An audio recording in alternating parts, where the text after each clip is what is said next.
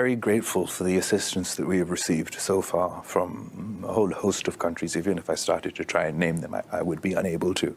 But I think our message is that we're not seeking, we don't want to beg, we don't want aid, we want justice. This is a global catastrophe as a result of global action, and it requires global solutions. And what I'm happy to report is the response from the international community, as you mentioned, from the UN Secretary General, who visited himself, various other countries we're engaging with. We even met with your president, the president of France, yesterday.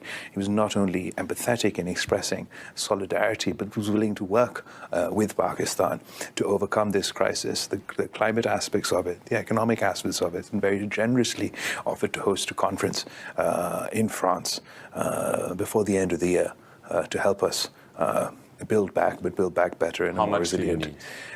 We don't, it is, at the moment, as I mentioned, it's still an ongoing crisis or catastrophe, and there's still a damage needs assessment that needs to be done. Once the water properly recedes, which may take some months, we'll have a final figure.